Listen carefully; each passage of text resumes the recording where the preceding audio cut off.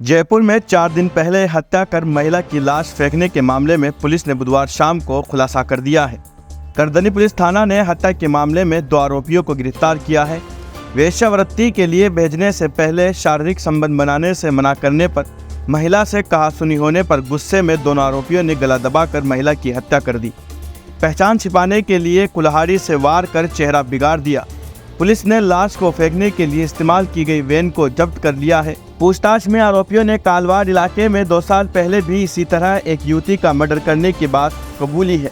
फिलहाल पुलिस आरोपियों से पूछताछ में जुटी है। सीसीटीवी फुटेज खंगाल कर आरोपियों को पकड़ा गया है।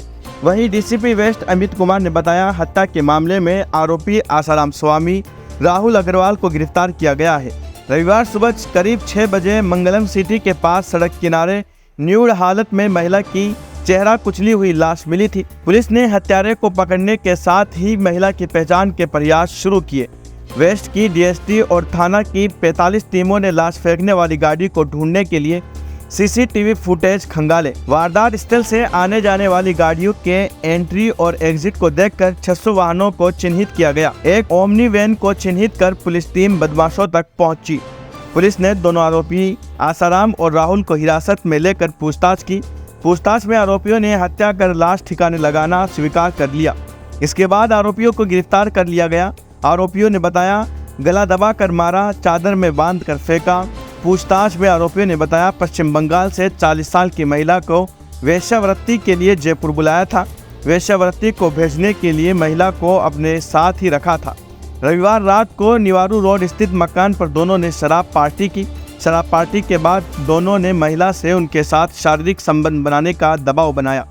विरोध करने पर गुस्से में उन्होंने महिला की गला दबाकर हत्या कर दी। इसके बाद पहचान छिपाने के लिए कुल्हाड़ी से चेहरे पर कई वार किए। फिर देर रात कार में डालकर शव को मंगल सिटी की तरफ जाने वाली रोड के पास गड्ढे में फेंक दिया। 2 जून को करधनी थाना क्षेत्र में मंगलम सिटी रोड पर एक अज्ञात महिला की मृत शरीर मिला। जब मौके पर हम सब सारे अधिकारी लोग पहुंचे तो ये पता चला कि किसी महिला की हत्या करके उसके नग्न शरीर को सड़क किनारे डाल दिया गया। महिला के चेहरों पर चोट के गहरे निशान थे। उसका चेहरा विक्षिप्त किया गया ताकि कोई उसकी पहचान में परेशानी उत्पन्न हो और शिनाख्त की ना हो पाई। घटना की प्रवृत्ति संवेदनशील होने के कारण और वो जगह है वो सुनसान होने के कारण पुलिस के सामने एक आरंभिक समस्या ये थी कि जो अक्यूज था उसकी पहचान सुनिश्चित की जाए और जो पीड़िता है उसकी शिनाख्त की जाए। उसी वक्त कंट्रोल रूम के माध्यम से जयपुर वेस्ट के जितने भी थाने उसमें प्रशिक्षित जो 2 जवान जो सीसीटीवी देखने में एक्सपर्ट हैं, उन सब को करधनी थाने में तलब किया गया। लगभग 38 जवान जो प्रशिक्षित हैं उन्होंने करधनी थाने में अपनी उपस्थिति दी। उसके बाद में डीएसटी टीम को भी मौके पे बुलाया गया। इसके अलावा कालवाड़ एसएचओ, मुरलीपुरा एसएचओ, हमारे एसीपी साहिबान जो हैं झोटवाड़ा, वो सब मौके पे पहुंचे। एडीसी साहब मौके पे पहुंचे। उसी वक्त टीम गठन करके उस रोड पर जब पुलिस ने ये तलाश शुरू की कि उस रोड पे कहाँ कहाँ कैमराज लगे हुए, तो ये पता चला कि उस रोड पे किसी तरह का कोई कैमरा इस तरह का नहीं है। तो उस रोड से जुड़ने वाली जितनी भी लिंक रोड एंट्री पॉइंट पे हो सकती थी और एग्जिट पॉइंट पे जितनी भी लिंक रोड हो सकती थी, पुलिस ने टीमों को 2 भागों में, एक भाग में 22 टीम लगभग, एक भाग में लगभग 23 टीम बनाकर एंट्री और एग्जिट पर अलग अलग टीमों के इंचार्ज अधिकारी के माध्यम से सीसीटीवी कैमरा को हमने खंगालना शुरू किया। ऐसे संदिग्ध वाहनों की हमने सूची बनानी शुरू की जो लगभग रात के 2 बजे के आसपास उस रोड की तरफ एंट्री या एग्जिट कर रहे थे। चूँकि जो घटना का मौका मुआयना किया गया तो टायरों के निशान थे। उस रात को बारिश भी हुई थी तो पुलिस को लगभग अंदाज़ा था कि बारिश के ख़त्म होने के बाद में हत्या करके मृत शरीर को यहाँ पर डंप किया गया। उसी आधार पे हमने उस समय के बाद से कैमरा देखने शुरू किए। जब ये सारे कैमरों को इकट्ठा करने वाली टीम के माध्यम से सारी गाड़ियों का एनालिसिस कर लिया गया। लगभग 600 गाड़ियों का इस माध्यम से हमने पता किया कि वो उस एरिया के आसपास से उन एरिया से गुजरे हैं। जब उसके एंट्री और एग्जिट पॉइंट पे गाड़ियों का हमने एवरेज समय नोट किया तो एक वाहन ऐसा संदिग्ध प्रतीत हुआ जिसने एवरेज समय से कुछ अधिक समय लिया। चूँकि जिस वाहन का इस्तेमाल किया गया हत्या के बाद में उस मृत शरीर को डंप करने के लिए, उसका एवरेज समय से ज़्यादा समय लेना तय था। ऐसे में हमने उस संदिग्ध वाहन की तलाश के लिए फिर उसके पीछे पीछे कैमरा में सारी टीमें कैमरा चेक करना शुरू किया और रूट का एक विश्लेषण किया गया। ऐसे हम संदिग्ध जगह पर पहुँचे जहाँ से वो ओमनी वैन स्टार्ट हुई थी। उसके बाद में जब उस जगह पे आसपास तलाशी की हमने और लोगों से पूछताछ शुरू की, सिविल में हमारी पुलिस टीम डिप्लॉय की ताकि हत्यारे हैं वो अलर्ट नहीं हो जाए, तो पता चला कि 2 संदिग्ध लोग यहाँ पर रहते हैं। जब उनके नाम के बारे में पता किया तो आसाराम स्वामी और राहुल अग्रवाल करके 2 लोग वहाँ पर रहते थे। इनके लिए टीम गठित करके इनको जब डिटेन किया गया, जब उस जगह पे आसपास तलाशी की हमने और लोगों से पूछताछ शुरू की, सिविल में हमारी पुलिस टीम डिप्लॉय की ताकि हत्यारे हैं वो अलर्ट नहीं हो जाए, तो पता चला कि 2 संदिग्ध लोग यहाँ पर रहते हैं। जब उनके नाम के बारे में पता किया तो आसाराम स्वामी और राहुल अग्रवाल करके 2 लोग वहाँ पर रहते थे। इनके लिए टीम गठित करके इनको जब डिटेन किया गया तो उन्होंने हत्या की वारदात को पुलिस अनुसंधान के दौरान स्वीकार किया। इन्होंने जब इनसे और अधिक पूछताछ की गई तो इन्होंने बताया कि ये महिलाओं से वेश्यावृत्ति का काम करवाते हैं और उनसे अगर इस तरह का कार्य कराने से पहले ये जोर ज़बरदस्ती से शारीरिक संबंध बनाते हैं। महिला द्वारा मना करने पर उसके साथ मारपीट करते हैं। इस महिला के साथ भी इन्होंने यही करने का प्रयास किया। उसी मारपीट के दौरान जब महिला ने और अधिक विरोध किया तो इन्होंने हत्या कारित की और उसके बाद में उस पीड़िता की पहचान छुपाने के लिए उसके चेहरे को हथियार से हमला करके उसको बिगाड़ दिया। जब इनके आपराधिक रिकॉर्ड को खंगाला गया तो पता चला कि झोटवाड़ा में और मालपुरा गेट में आसाराम स्वामी के खिलाफ इस तरह के 2 अन्य प्रकरण दर्ज हैं बलात्कार के प्रकरण में, जिसमें इन्होंने पीड़िता के साथ संबंध बनाने के दौरान मारपीट की थी। मालपुरा गेट का प्रकरण 2022 में दर्ज हुआ, जिसमें इस केस जो करधनी केस में जो मुलजिम है राहुल अग्रवाल, वो भी मालपुरा गेट में इसका को अक्यूज रहा था। उसमें भी पीड़िता के साथ संबंध बनाने के दौरान इन्होंने मारपीट की। मालपुरा गेट में 2 अन्य मुलजिम इनके साथ थे, कनक उर्फ मनीषा और सुनील करके। वो चारों लोग अरेस्ट हुए थे और अभी इस केस में हमने करधनी केस में राहुल अग्रवाल को और आसाराम स्वामी इन दोनों को अरेस्ट किया। जब पुलिस ने इनसे और अधिक अनुसंधान पूछताछ करना शुरू किया तो इस कड़े अनुसंधान के क्रम में आरोपियों ने बताया कि उन्होंने इसी तरह की वारदात पहले कालवाड़ थाना क्षेत्र में भी की है। कालवाड़ में 28 मई 2022 को किसी अज्ञात महिला का इसी तरह शव बरामद हुआ था, जिसके चेहरे को भी इसी तरह धारदार हथियार से हमला करके बिगाड़ दिया गया था। जब इस बारे में अन्य पुलिस के द्वारा जो उस समय अनुसंधान किया गया था, जो उस वक्त साक्ष्य एकत्रित किए गए थे पुलिस टीम से, जो पता चला हमें, तो उस वक्त भी इसी तरह की एक ओमिनी गाड़ी उस रूट पे डिटेक्ट हुई थी। जब उन गाड़ियों का मिलान किया गया, जब स्वरूप देखा गया तो लगभग समान पाया और इन अपराधियों ने बताया कि आसाराम स्वामी और राघव अग्रवाल ने अपने 2 अन्य सहयोगी जो कनक है और जो सुनील है उनके साथ मिलकर वो हत्या कारित की और उसके बाद में कालवाड़ जगह में संदिग्ध जगह पे उन्होंने महिला के शव को डंप कर दिया।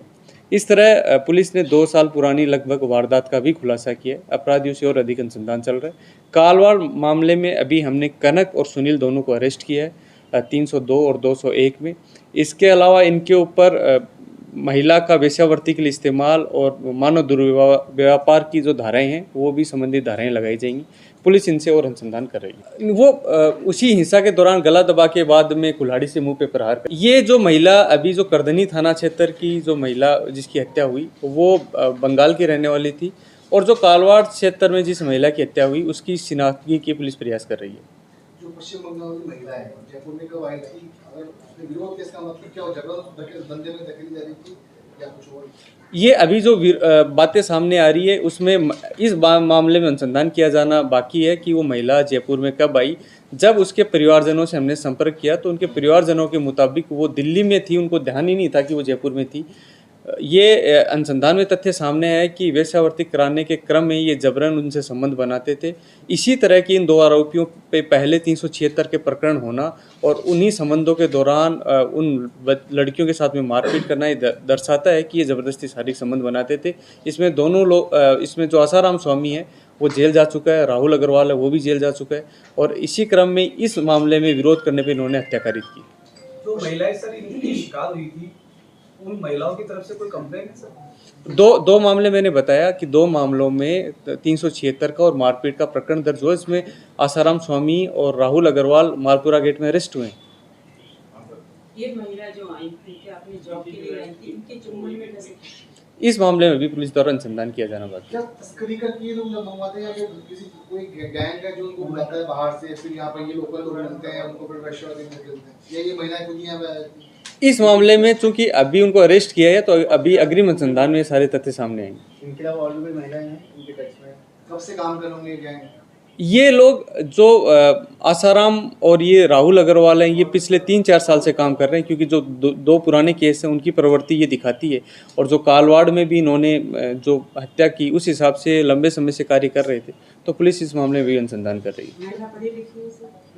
इस मामले में भी चूँकि परिजन करधनी वाले मामले में परिजन अभी पहुंचे नहीं है, तो उस संबंध में अनुसंधान किया जाए। हर बार क्या हत्या का जो मॉडस ऑपरेंडी करने का तरीका जो है क्या एक समान ही रहता था इनका?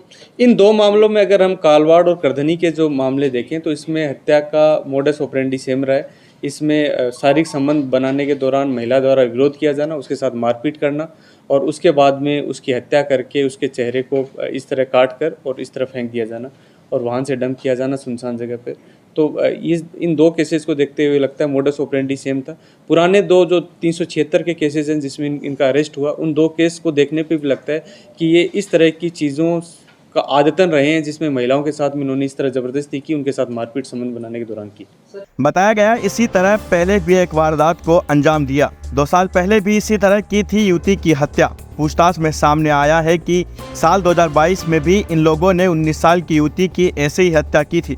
उस दौरान भी आरोपी आसाराम और राहुल ने अपने साथी सुनील कुमार व मनीषा उर्फ कनक के साथ मिलकर हत्या की थी।